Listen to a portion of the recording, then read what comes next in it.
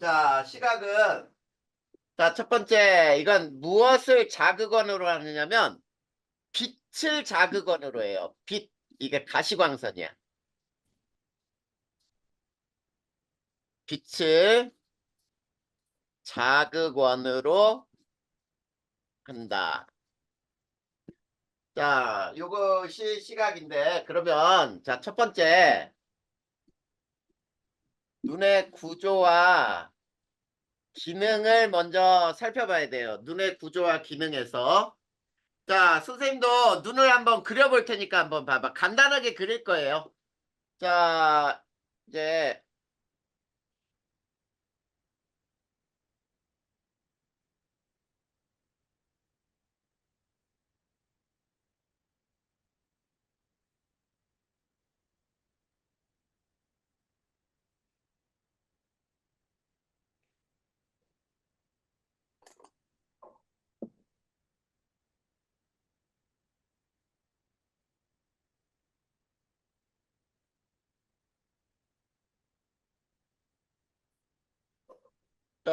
요게 가장 바깥에 있는 게 공막, 그 다음에 요게 각막, 그 다음에 요게 수정체, 그 다음에 요게 유리체, 그 다음에 요거는 맥락막, 그 다음에 여기가 망막, 그 다음 요 부분을 황반이라고 해보고, 그 다음에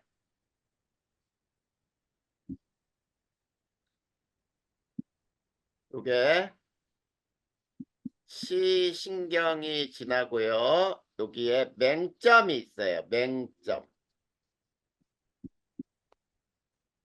자, 그 다음에 또 거기에서는 어, 여기에 하나가 뭐가 빠졌냐? 여기에 색깔로 집어넣자.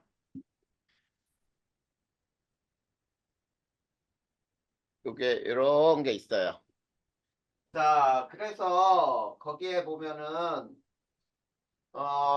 요 하얀색이 선모체라는 게 있고, 요게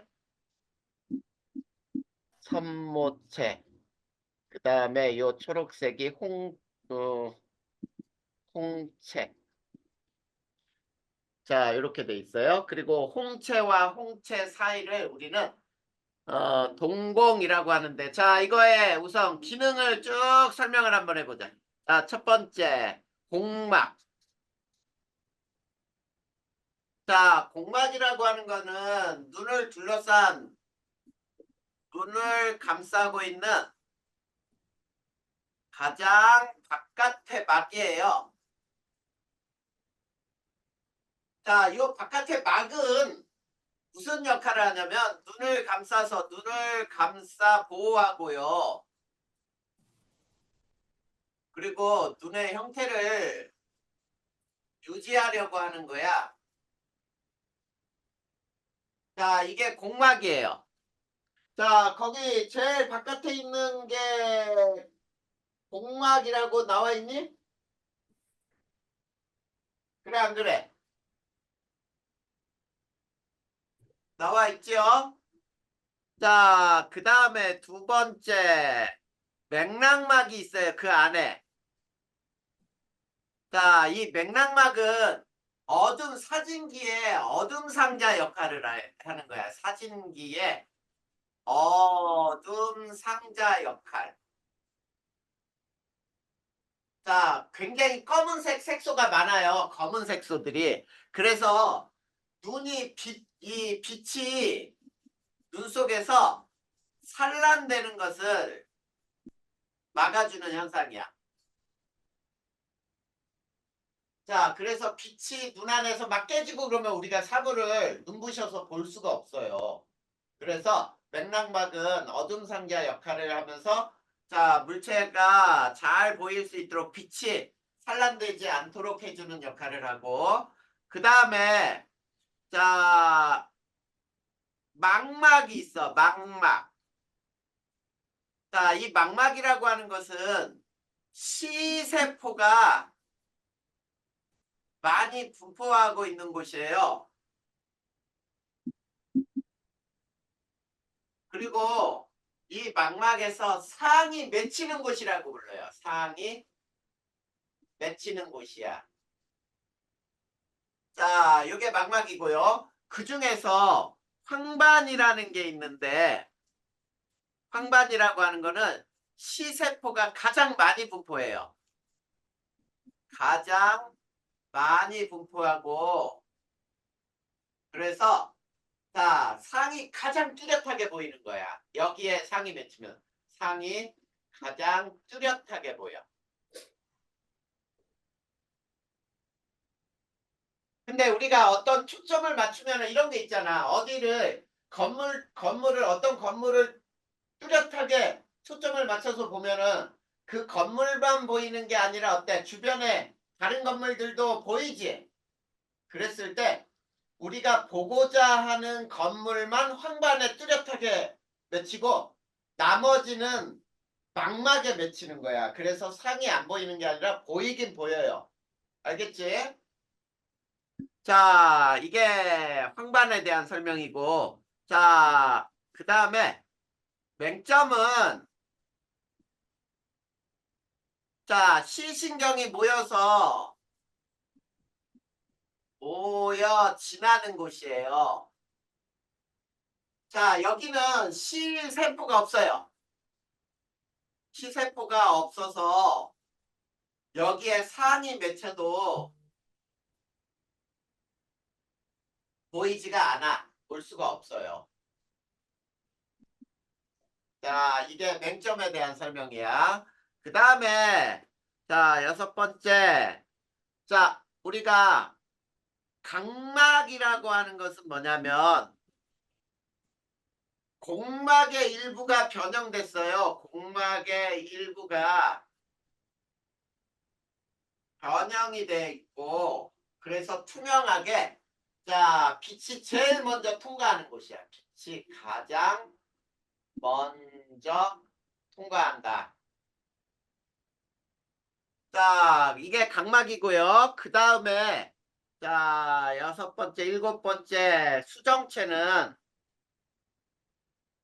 자, 카메라 이 사진기에 렌즈 역할이에요. 그래서 빛을 굴절시켜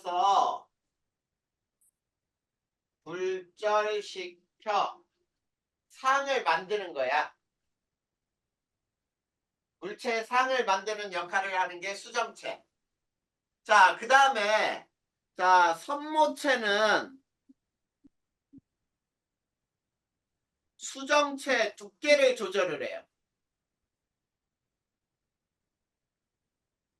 수정체 두께를 조절하는 역할을 해요.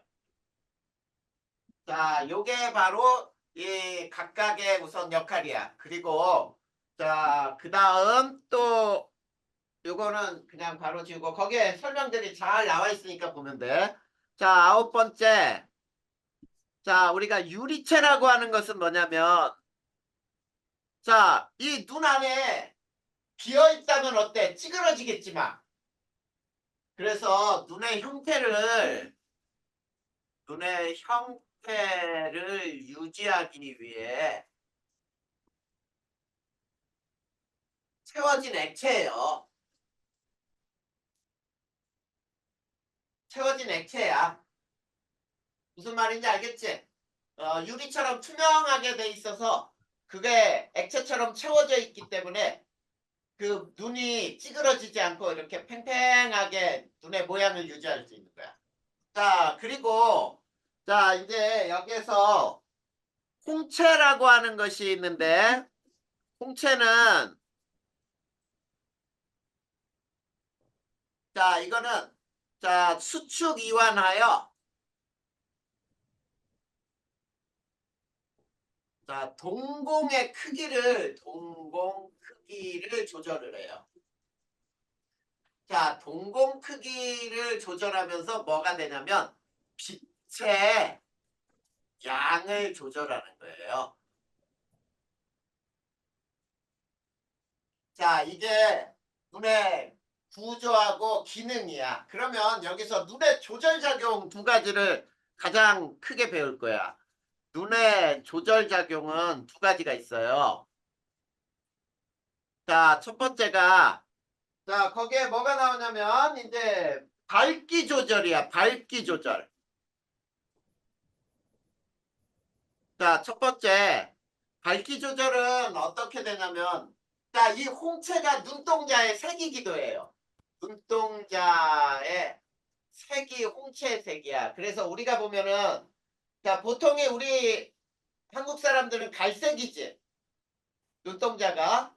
그 갈색이 홍채 색깔이에요. 그리고 홍채 가운데 동공은 누구나 다 시커멓거든. 알겠니? 그 시커먼 게 바로 뭐냐면 망막 쪽에 시커먼 어둠 상자 역할하는 곳에 보이는 게 시커먼 이 동공이야. 근데 우선 눈의 조절 작용에는 우선 밝기 조절이 있어요. 밝기 조절은 자, 밝은 곳에서는 니네 고양이 눈동자 본 적 있지? 고양이 눈동자는 어두운 곳에서는 눈동자가 이렇게 돼요. 동그래져. 근데 밝은 곳에서는 어떤 이렇게 세로로 이렇게 돼있지. 그치? 이게 뭐냐면 요게 동공이거든. 이게 동공. 그래서 여기로 빛이 이만큼 들어가는 거고 여기서 빛이 이만큼밖에 못 들어가는 거야. 그것처럼 자, 사람도 이 동공의 크기가 조절이 돼요. 밝은 곳에서는 빛이 눈에 너무 많이 들어오면 안 되겠지. 그러면은 어떻게 되냐면 거기 봐봐. 자, 홍채가 확장이 된다라고 나와 있죠. 자, 홍채가 확장이 돼요. 그러면서 자, 동공 축소가 돼. 자, 동공이 작아지니까 어떻게 돼? 빛이 적게 들어가겠죠? 이것이 밝을 때 눈의 조절 작용이에요. 그 다음에 자, 어두운 곳에서는 빛이 별로 없잖아. 그러면 사물을 보려면 빛이 많이 들어와야 돼. 그러니까 어때? 홍채가 수축이 돼. 그러면 동공이 커져요. 동공이 확대가 돼요. 그래서 빛이 많이 들어가게 되지. 그래서 우리가 물체를 잘 구별할 수 있게 되는 거야. 이게 조절작용의 밝기 조절이에요. 그 다음에 두 번째, 원근 조절이 있어요. 자, 우리 보통 보면은 이렇잖아.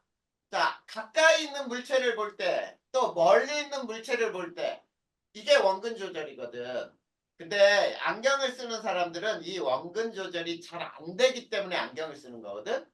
근데 원근 조절은 어떻게 되느냐? 자, 첫 번째가 가까운 물체를 볼 때, 가까운 물체를 볼 때는 어떠냐면, 거기 봐봐. 손모체가 어떻게 되니? 수정체 쪽으로 수축이 된다 이렇게 나왔죠? 맞니? 손모체가 이거를 꼭 알아도 수축이 돼요. 수축. 그러면 수정체가 두꺼워져. 두꺼워진다. 그러면 가까운 물체를 잘 볼 수 있는 거예요. 자, 그리고 두 번째. 먼 물체를 볼 때는 손모체가 이완이 돼요. 자, 손모체가 이완이 되면 어떻게 되냐면 수정체를 끌어당기거든. 수정체를 끌어당기면은 수정체가 얇아져. 수정체 얇아진다. 이렇게 해서 우리가 원근을 조절하는 거야. 이게 눈의 조절 작용이에요. 자, 눈의 조절작용은 두 가지. 밝기 조절. 홍채 크기가 자, 확장하고 수축하면서 동공의 크기를 조절해서 빛의 양을 조절하는 거고, 그 다음에 원근 조절은 자, 이 선모체의 수축과 이완으로 수정체 두께가 두껍고 얇게 조절이 돼서 가까운 물체와 먼 물체를 보게 되는 거야. 알겠죠? 자, 그러면 우리가 자, 물체를 보게 되는 과정은 어떻게 되는지 이제 한번 보자. 세 번째. 시각의 성립은 제일 먼저 자, 빛이 맨 먼저 각막에 들어와요. 각막을 들어오면은 동공을 지나겠지. 동공을 지나서 동공을 통과하면 수정체가 바로 나오죠. 자, 수정체를 지나면 그 뒤에 채워진 액체 유리체라 그랬죠. 자, 유리체 지나면서 어디에 되냐면 망막의 시각세포예요. 시세포라고도 불러. 망막의 시각세포. 자, 이 시각세포들에 의해서 상이 신경이라고 불러요. 시각신경이죠. 시각신경을 따라 뇌로 이동이 되는 거예요. 그러면 우리가 물체를 볼 수 있다 이렇게 되는 거예요. 알겠지? 자, 그러면 눈의 이상을 여기서 한번 배워보자. 책에는 뒤쪽에 나와, 뒤쪽. 왜? 준식에 튕겼네?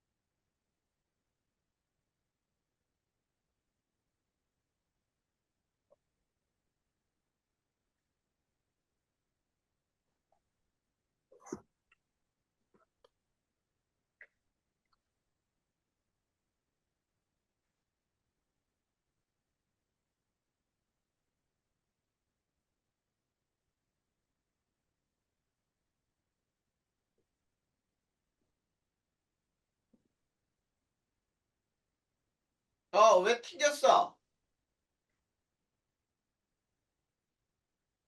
안 들려. 와이파이가 잠깐 끊겼었어요. 와이파이가 끊겼어? 선생님은 또 배터리가 또 나간 줄 알았어. 자, 눈의 이상을 보자, 눈의 이상. 자, 우리가 눈의 이상은 뭐냐면, 근시, 원시 들어봤지, 근시. 근자가 가까울 근자예요. 근거리라고 할 때 근이야. 이 근시는 있지, 뭐가 잘 보이냐면, 가까운 물체가 잘 보이는 거예요. 가까운 물체가 잘 보이는 거야. 자, 그러면 가까운 물체를 볼 때 아까 수정체가 두꺼워져야 된다 그랬지? 근시는 뭐냐면 이 선모체 역할이 잘 안 돼갖고 항상 수정체가 두꺼워져 있어. 그리고 먼 물체를 볼 때 잘 안 보여. 이게 왜냐면 가늘어져야 되는데 두꺼운 게 가늘어지기가 힘들다는 얘기예요. 자, 가까운 물체가 잘 보이는 걸 근시라고 하고 상이 어떻게 맺히냐면 상이 망막 안쪽에 맺혀요. 그래서 이런 눈은 있지? 오목 렌즈로 교정을 해요. 그래서 우리가 일반적으로 눈이 나쁘다 그러면은 오목 렌즈야. 볼록 렌즈는 할아버지들이 끼는 거죠. 그러면 자 한번 봐봐 어떻게 되는지. 우리 수정체가 이렇게 이게 수정체라고 하자. 그리고 눈이 이렇게 망막이 있다고 해봐. 근데 빛이 이렇게 들어와서 있지. 자 이렇게 되는 거예요. 여기에서 한 점이 여기서 맺힌 거야. 여기서 이게 망막이야. 자 망막보다 앞에 맺혔지. 그래서 흐리게 보이는 거거든. 근데 여기에다가 이제 오목 렌즈를 이렇게 오목 렌즈를 이렇게 끼잖아. 그러면 빛이 어떻게 되냐면 이렇게 돼요. 여기서 이렇게 퍼진 다음에 이렇게 빛이 여기에서 맺히는 거야. 무슨 말인지 알겠지? 이렇게 되는 걸 근시라고 불러. 그러면 원시는 뭐냐? 원시는 먼 물체가 잘 보여요.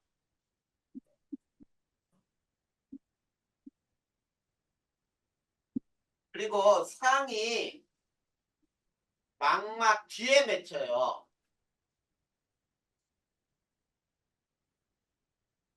그래서 얘는 볼록 렌즈로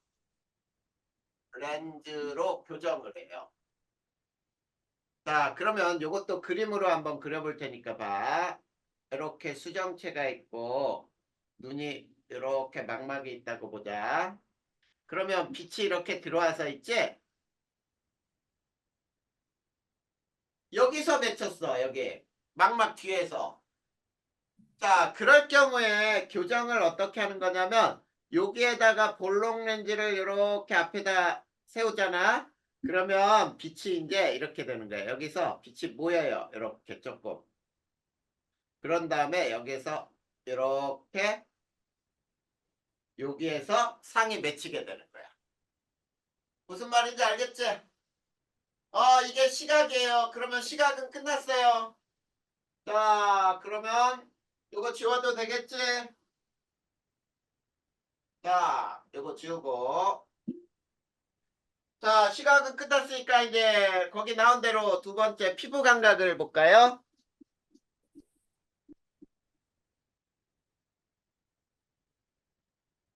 자, 이 피부 감각에는 자, 피부를 통해 부드러움, 딱딱한 차가움, 따뜻함, 아픔 등을 느끼는 쉽게 이렇게 하면 돼. 피부를 통해 느끼는 감각이에요. 이거를 피부 감각이라고 불러. 근데 이 피부에는 감각점이라는 게 있어요. 감각점. 감각을 느끼는 점인데, 자, 감각을 느끼는 점에는 어떤 게 있냐면 이런 게 있어요. 자, 감각점에는 통점. 자, 통점. 그 다음에 맹점. 자, 요거를 이렇게 쓸까요? 통점은 아픔을 느껴요. 고통을 느끼는 거지. 자, 그 다음에 자, 맹점은 차가움을 느껴요. 차가움을 느낀다. 그 다음에 온점은 따뜻함을 느껴요.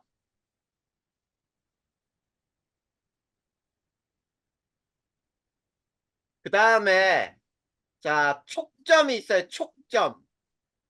촉점이라고 하는 거는 접촉을 느끼는 거야. 접촉.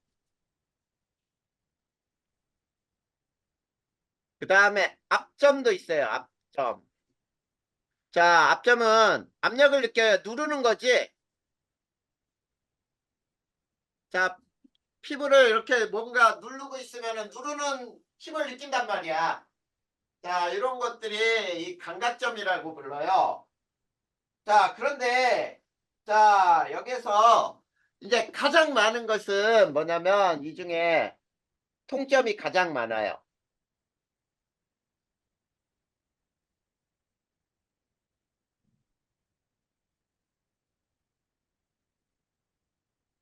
자, 통점의 수가 가장 많이 분포해요. 야, 그러면 니네 통점이 왜 가장 많이 분포하는지 이해할 수 있겠냐? 왜 다른 점보다 통점이 더 많이 분포해야 할까? 이게 뭐냐면 몸을 위험에서 보호하기 위해서예요. 자, 먼저 뭐 아픔을 느낀다. 그럼 빨리 피해야 될 거 아니야. 그렇기 때문에 통점이 숫자가 가장 많아. 알겠지? 자, 통점의 수가 많고요. 그 다음에 감각점이 많이 분포할수록 예민하지요. 예민하지. 예민하다. 그래서 우리 감각점이 굉장히 많이 분포한 곳이 어디에 있냐면 니네 입술 있지, 입술. 입술 같은데 감각점이 굉장히 많이 분포했기 때문에 입술에 뭐 뽀드록질 같은 거 나잖아? 그럼 굉장히 아파. 그리고 발바닥보다는 어때? 손에 더 감각점이 많이 있어요. 경원아, 경원아, 네, 너 오늘 많이 피곤하냐? 그렇군요. 안 들려? 졸고 있어. 조금, 조금 조금. 피곤하다고? 아, 조금 피곤한 게 아닌 것 같은데? 고개를 끄덕끄덕거리면서 졸고 있는데 그러면 안 돼. 자, 조금 정신 차리고요. 자, 감각점은 이렇게 분포를 하고 손이 발보다 더 감각점이 많기 때문에 더 느끼는 게 더 예민해. 알겠죠? 자, 그리고 두 번째, 자극의 전달. 자, 전달은, 자, 모든 것은 있지. 뇌로 전달돼야 감각을 느끼게 되는 거야. 자, 그러면 자극이, 자, 감각의, 피부의 감각점을 자극을 해요. 자, 감각점을 자극을 하고, 이게 감각신경을 타고, 감각신경을 타고, 그리고 결국은 뇌로 가는 거예요. 뇌. 알겠지? 자, 그러면, 자, 우리가 있지. 자, 온점과 냉점에, 자, 우리가 이런 실험을 하나 해볼 거예요. 실험. 자, 차고 더움을 느끼는데, 자, 온점과 냉점은 있지. 온도 변화를 감지를 해요. 온도 변화를 감지해. 자, 온도 변화를 감지한다는 게 무슨 뜻이냐면, 자, 여기에 이렇게 한번 해보자. 여기는 10도씨의 불, 여기는 20도씨의 불이 있어요. 그 다음에 여기는 30도씨의 불이라고 해요. 자, 여기에 오른손을 담가. 여기는 왼손을 담가요. 알겠지? 자, 오른손은 10도씨 물에 담갔고, 왼손은 30도씨 물에 담갔어. 이렇게 담근 다음에, 자, 두 손을 20도씨 물에 담근다. 그러면 어떻게 되냐면, 자, 오른손은 따뜻하게 느껴요.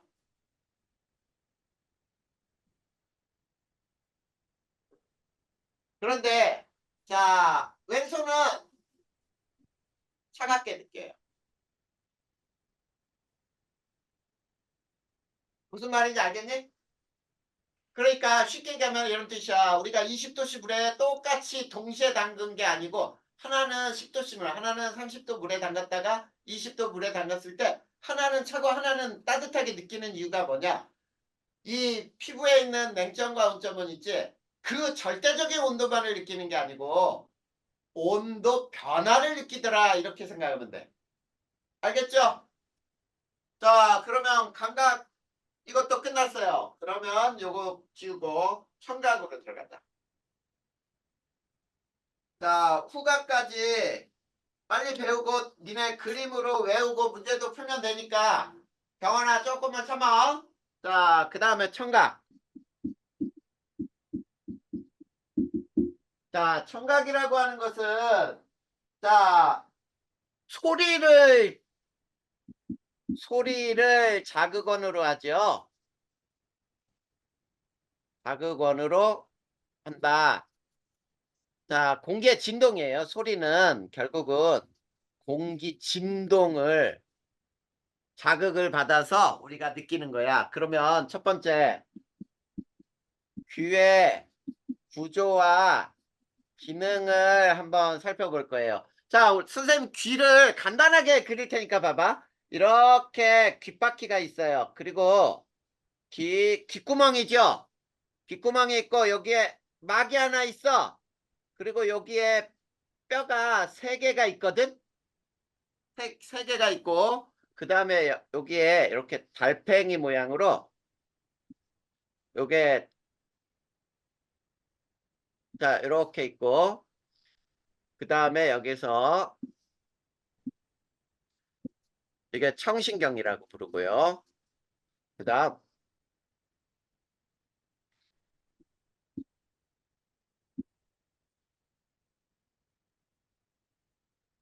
자 이런 관이 있는데 자 그 관을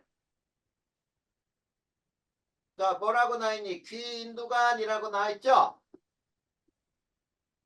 이게 귀인두관 옛날에는 유스타키오관이라고 불렀고 이건 반고리관 반고리관 밑에 전정기관 그리고 이게 달팽이관 그 다음에 이게 귓바퀴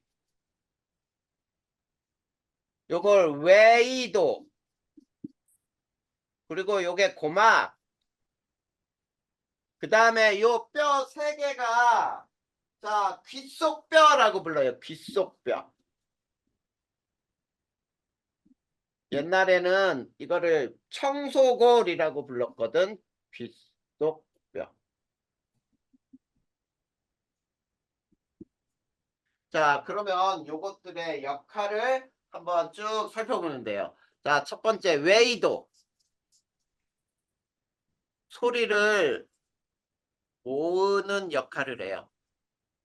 너네 토끼 귀 같은 건 되게 크지 이렇게 귀가 이렇게 크지요. 이게 귓바퀴거든. 왜 이렇게 크냐면 자 초식동물들은 육식동물 밥이란 말이야. 그치? 그러다 보니까 어때? 소리를 많이 모아갖고 빨리 위험으로부터 몸을 피해야 되잖아.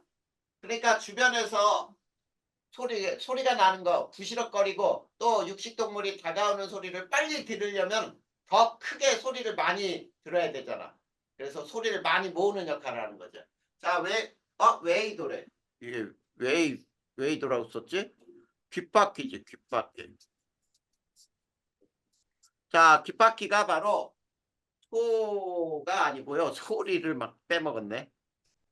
소리를 모으는 역할을 하는 게 귓바퀴. 그 다음에 두 번째 웨이도는 모아진 소리가 자 안으로 전달이 돼요. 안으로 전달되는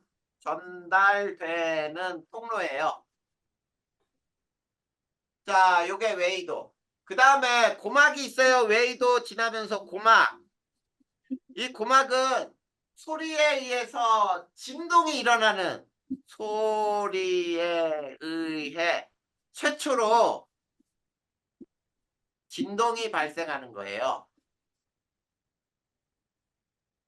자, 이게 고막이야. 이 고막에 진동이 없으면 우리가 소리를 들을 수가 없어요. 그래서 저 고막이 손상되잖아? 그러면 소리가 안 들리는 거야. 그래서 인공고막이라든지 이런 거를 해놔야 되거든. 자, 이게 고막이고 자, 네 번째 귓속뼈는 자, 고막의 진동을 증폭을 시켜요. 자, 고막의 진동을 증폭시켜갖고 소리를 훨씬 더 크게 만들어주는 거야. 근데 우리 몸에 있는 뼈 중에 있지? 저 지금 귀 속 뼈라 그랬잖아. 뼈야, 뼈. 근데 저 뼈가 우리 몸 안에 있는 뼈 중에 가장 작은 뼈예요. 그 뼈가 세 개가 있는데 오르뼈, 등자뼈, 망치뼈 이렇게 세 개가 있거든.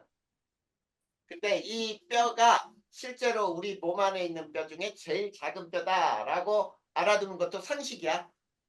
자, 이 뼈에 의해서 고막의 진동이 증폭이 돼요. 그리고 자, 그리고 달팽이관에는 자, 청세포들이 모여 있어요. 자, 많이 분포돼 있고 그리고 청세포의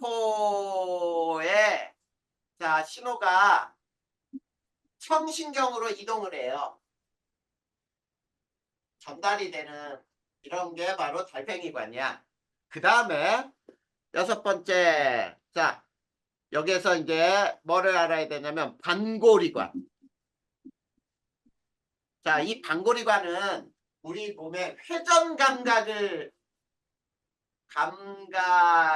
느끼는 게 바로 반고리관의 역할이에요. 그래서 우리가 눈을 감고 왼쪽으로 돌고 있는지 오른쪽으로 돌고 있는지 알 수 있지.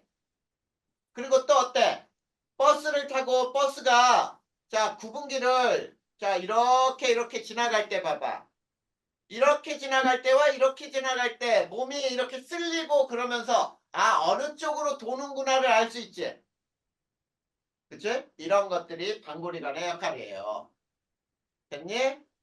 자, 반고리관 밑에 전정기관이야. 전정기관은 우리 이 귀에 있지 평형 감각을 유지하는 평형 감각을 느끼는 평형 감각이라는 건 몸의 기울기예요. 몸이 기운 정도를 알 수 있어. 자, 그래서 우리가 쟁반 같은 게 니네 있지? 쟁반이라고 생각해봐. 쟁반 위에 여기 위에 굉장히 많은 털 같은 게 이게 이 세포들이거든. 요 위에 돌멩이 하나가 있어요. 이걸 이석이라고 불러. 이석. 귀 속의 돌이야. 이게 만약에 요 자리에서 있지? 이렇게 흘러가잖아? 그러면 몸이 아 이쪽으로 기울었구나를 느끼는 거야. 그리고 저쪽으로 흘러가면 그쪽으로 기울었네 이런 거요. 니네 앉아있으면서 몸을 앞으로 이렇게 기울이면 어때? 몸이 앞으로 기울었구나를 알 수 있지. 그게 바로 이 전정기관 때문이에요. 그런데 만약에 있지 이 전정기관에 이 이석이 요 자리에 있지 않고 요 쟁반 위에 있지 않고 빠져나가잖아. 그러면 막 어지러워. 그냥 똑바로 서 있지를 못해. 그리고 눈이 막 핑핑핑 막 돌아.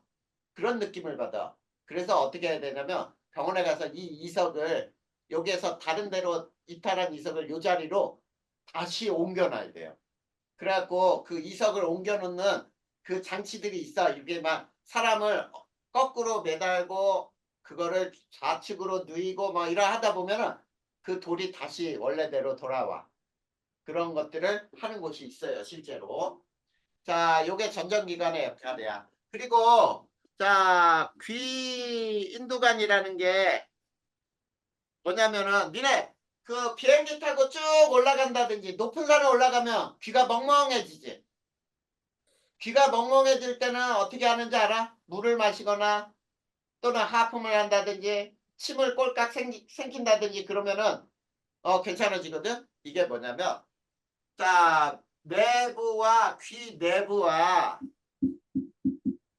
외부에 압력 조절 기관이에요. 그러면 자 쉽게 이게 봐봐 이게 고막인데 이 고막이 비행기 타고 올라가잖아. 그러면 바깥에 누르는 압력이 작아져. 그러면은 안에 압력이 더 커지거든 이게. 그러면 어떻게 돼? 이게 이렇게 바깥으로 부풀어. 압력이 큰 데서 작은 쪽으로 부푼단 말이야. 그러면 귀가 어떤 사람은 멍하고 심한 경우에는 귀가 아픈 사람도 있어. 그럴 경우에는 어떻게? 침을 꼴깍 삼켜. 그러면 이 부풀었던 게 다시 이렇게 조절이 돼. 그래서 몸과 바깥의 압력을 조절하는 이런 기관들이 바로 귀인두관이라고 불러요. 알겠니? 자, 이게 귀의 구조하고 기능이야. 자, 그렇다면 이제 자, 청각의 성립이에요. 두 번째. 자, 청각의 성립은 어떤 과정을 거치냐면 자, 맨 먼저 소리의 진동이 공기를 진동시켜요. 그러면 이 공기의 진동이 차례차례 이동을 해서 있지? 자, 귓바퀴로 와, 모여. 그래서 웨이도를 지나. 구멍이죠. 그래서 고막을 때려. 자, 고막의 진동이 자, 거기에 귀속뼈에 의해서 증폭이 돼요. 그리고 달팽이 간에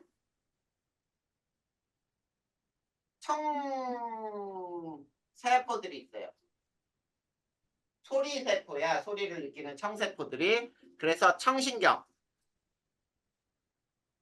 그래서 대뇌. 이렇게 지나는 거야.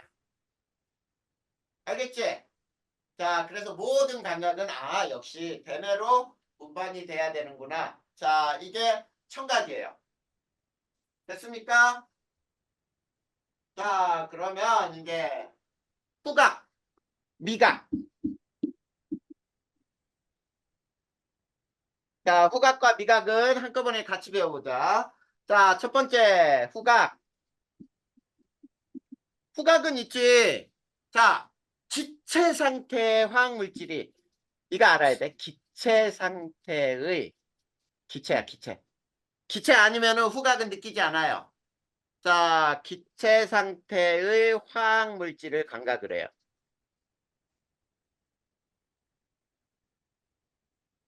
자, 그런데 이 후각은 있지 가장 예민해요. 그래서 피로해지기가 쉽다. 자, 니네 여름에 있지. 특히 남자들 특히 요즘에 남녀 합반이 많죠. 남녀 합반이 많은데 여름에 봐봐. 잔뜩 체육하고 땀을 뻘뻘 흘리고 있는데 남자애들이 학교에 교실에 잔뜩 모여 있다고 해봐. 그러면 그냥 땀 냄새 쩔지 아주. 근데 처음에 딱 들어가면 땀 냄새 때문에 아주 못 견딜 것 같은데 조금 지나면 냄새가 사라진 것 같아. 그게 왜 그러냐면 같은 냄새를 있지 계속 맡잖아? 그러면 우리 후각 세포들이 굉장히 빨리 피로해져 그 냄새에. 그래갖고 그 냄새를 못 맡게 되는 거야. 그게 바로 그 이유예요. 알겠지? 감각기관 중에 제일 쉽게 피로해져. 그리고 자, 얘는 어떻게 돼 있냐면 자, 첫 번째 코 속 천장에 뭐가 있냐면 후세포들이 모여있는 후각상피라는 게 있죠.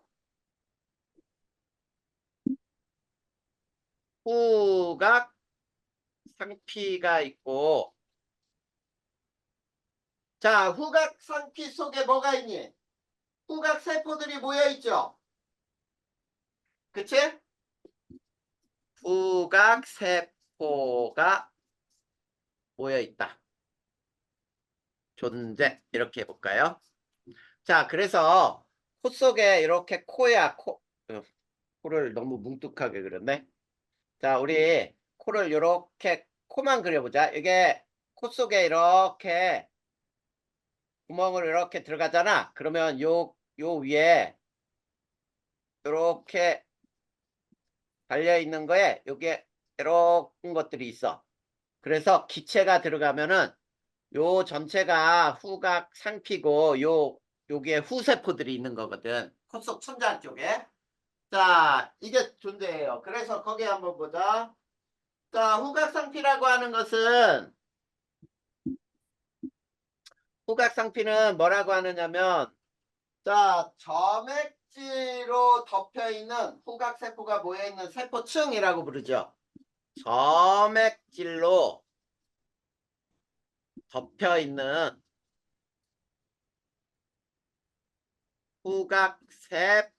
후각세포가 모여있는 층이에요.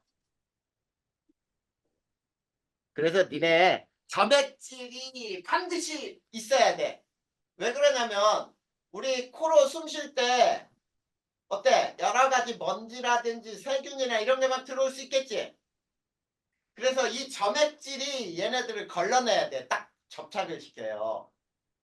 그래서 점액질이 꼭 필요해. 그리고 콧물이 흐르거나 막 그러잖아. 이런 것들이 다 점액질인 거지. 자, 그 다음에 자, 후각세포에는 자, 뭐라 그랬냐면 기체 상태를 감각을 한다 그랬죠? 감각한다. 기체 상태의 화학물질을 감각한다라고 불러요. 알겠니? 자, 그래서 자, 과정을 보면 자, 기체가 코 속으로 들어와서 후각 상피의 후각 세포를 자극하게 되면 후각 신경을 타고 결국 대뇌로 가야 돼요. 자, 이렇게 후각이 성립한단 말이야. 알겠지? 그 다음에 두 번째. 자, 미각이 있어요. 미각. 맛에 익히는데 이 맛은 있지? 자, 액체 상태의 화학물질을 자극한다야. 액체 상태의 화학물질을 감각한다. 자, 그런데 자, 이 표면에 작은 돌기들이 많아요. 이 작은 돌기를 뭐라고 부르냐면 유두라고 불러. 유두. 작은 돌기들. 자, 이걸 유두라고 불러. 혀 표면의 돌기야. 그리고 이 두 번째 유두 측면에는 자, 그러니까 혀 표면에 이런 돌기가 이렇게 돌기가 있는데 이 혀 표면의 이 측면, 이 옆에 이게 돌기예요. 돌기, 유두. 자, 이런 돌기들이 굉장히 많단 말이야. 옆에도 이렇게. 자, 이런 측면 쪽에 뭐가 분포되어 있냐면 맛세포가 있어요. 거기 봐봐. 맞지? 근데 유두 측면에 이 맛세포를 감싸고 있는 게 맛보무리가 있어요.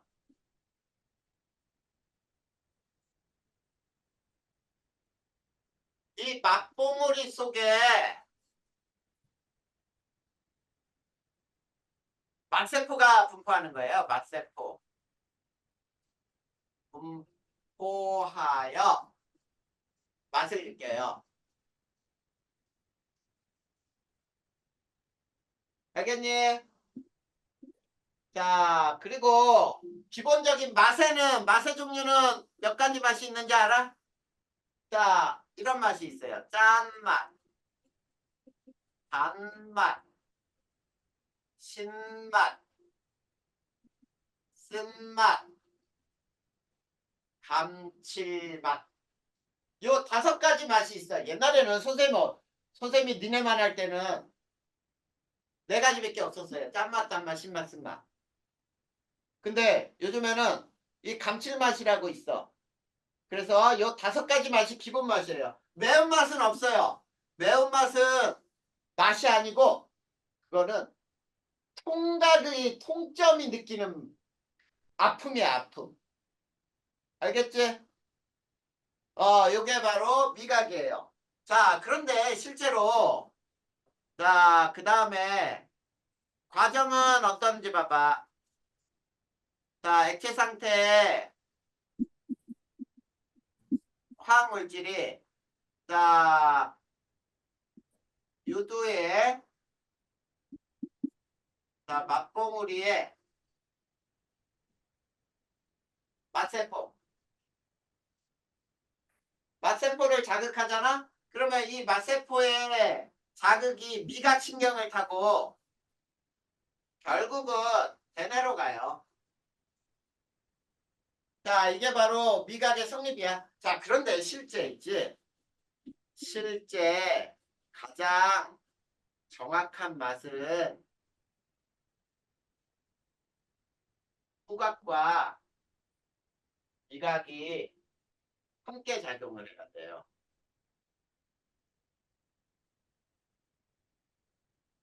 그래서 니네 있지? 이런 거야. 코를 막고 사과를 있지? 조그맣게 잘라가지고 먹이는 거야. 코를 막고 눈을 가리고 사과를 껍질도 다 까가지고 속살만 조그맣게 해서 먹이거나 그 다음에 양파 있지? 양파의 살을 사과처럼 조그맣게 잘라가지고 껍질 다 벗기고 그를 먹이잖아? 그러면 눈을 가리고 코를 막은 상태에서는 그게 사과인지 양파인지 몰라. 무슨 말인지 알겠지? 양파도 단맛이 있거든. 사과맛하고 거의 그 아삭거리는 것도 거의 비슷해.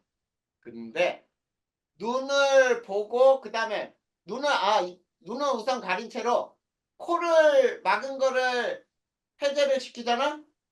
그러면 이건 양파다라고 느껴요. 양파의 그 독특한 향이 있지? 그 향을 느끼거든. 씹으면서 매운 향. 그런 것들을 느끼기 때문에 실제로 가장 정확한 맛은 이처럼 후각과 미각이 동시에 작용해야 한다. 알겠죠? 자, 그게 이제 설명 다 됐고, 자, 이제 어디를 보냐면 탐구 A를 보자. 134쪽 보자.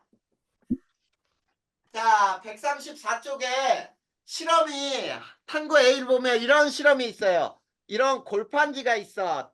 자, 딱딱한 종이에요. 자, 네모난 골판지에